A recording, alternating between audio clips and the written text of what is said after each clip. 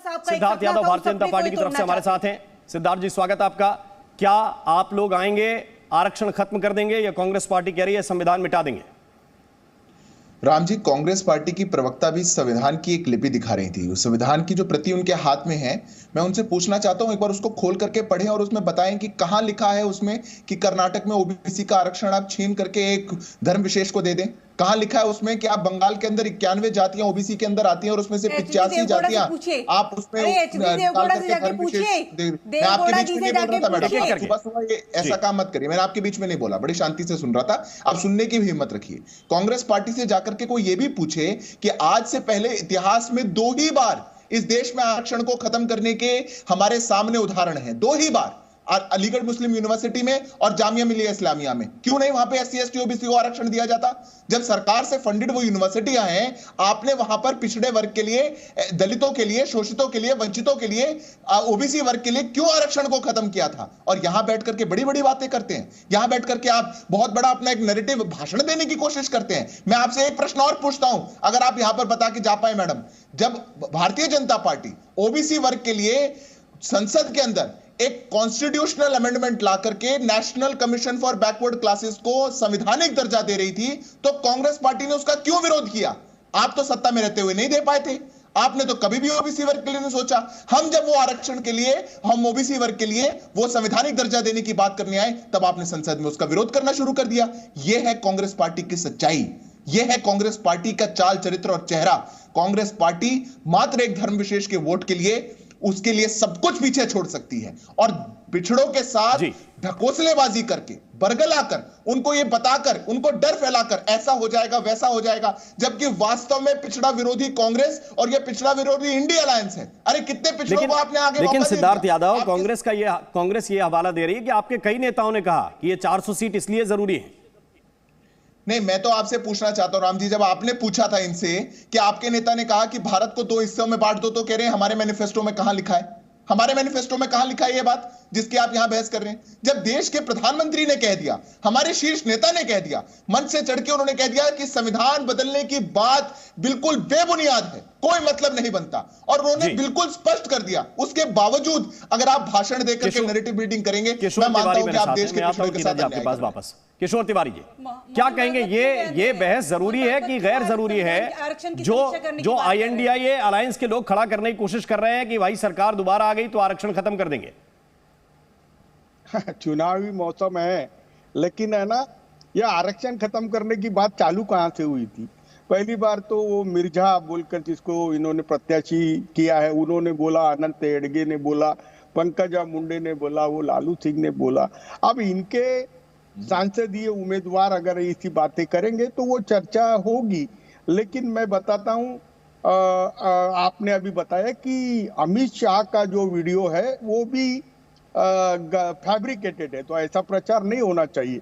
लेकिन मैं जब प्राइम मिनिस्टर को बोलते हुए जब देखता हूं कि कांग्रेस के मैनिफेस्टो में ऐसा लिखा है कि एक्सरे मशीन तुम्हारे घर में ले जाकर वहां से सोना निकाल कर वो विशिष्ट धर्म के लोगों को बांट दिया जाएगा, तो अपने जगह अपना स्तर रहना चाहिए। चलो, एक बात तो जनजाति, ओबीसी, एससी, इनके लिए कही गई कि उनका आरक्षण खत्म नहीं होगा। लेकिन नैरेटिव जो डॉक्टर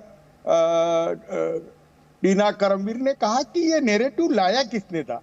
ये बीजेपी के सांसदीय उम्मीदवारों ने लाया था ना। तो सिद्धार्थ, आपके जो बड़े बोले लोग नेता है, वो मोदी जी की परवानगी के बगैर बोलते हैं क्या? मोदी जी की परमिशन के? मैंने फिर सवाल पूछा, आप भी चूंकि उसी अलायंस का हिस्सा हैं, बताइए ना, फिर क्या साउथ अलग देश कर दें? और ये नैरेटिव किसने खड़ा किया? अरे भाई, एक मैं बता रहा हूं, इंडिया अलायंस के मिनिमम कॉमन प्रोग्राम में केवल यही 5 चीजों पे हम उनके साथ है।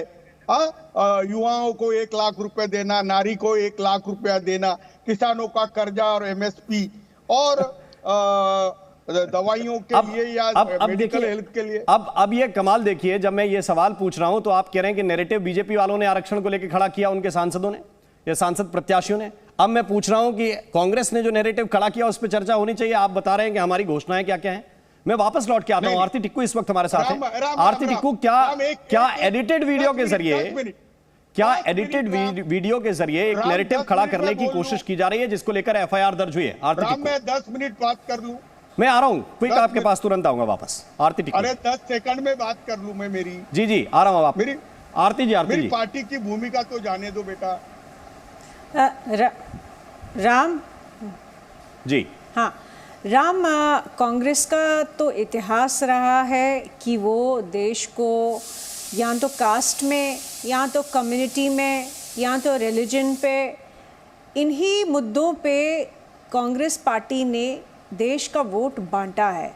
और ये जो अपीजमेंट पॉलिटिक्स उनकी चलती आ रही है वो अभी भी चली ही जा रही है। मुझे लगा था कि जो नई जनरेशन के कांग्रेस के लीडर होंगे उनमें कोई बदलाव आएगा और वो ये कास्ट, कम्युनिटी, कलर ये छोड़ के एक पूरे भारत के बारे में बात करेंगे, सब लोगों की बात करेंगे। लेकिन फिर से इन लोगों का एजेंडा वही है जो इनफैक्ट क्रिस्टोफ जेफरोलो, उनके माने हुए आइडियोलॉग जो फ्रांस में रहते हैं और उन्होंने बड़ी बड़ी किताबें लिखी है, उन्होंने तो ये फॉर्मूला इनको निकाल के दिया, हमारे ही अखबारों में छपा कि भाई अगर कांग्रेस को जीतना है, अगर इंडिया अलायंस को जीतना है तो विभाजन कर दो, SC ST के नाम पे, हिंदू मुस्लिम के नाम पे। और वही बात प्राइम मिनिस्टर मनमोहन सिंह ने पहले की जब वो प्रधानमंत्री थे, और अब जब राहुल गांधी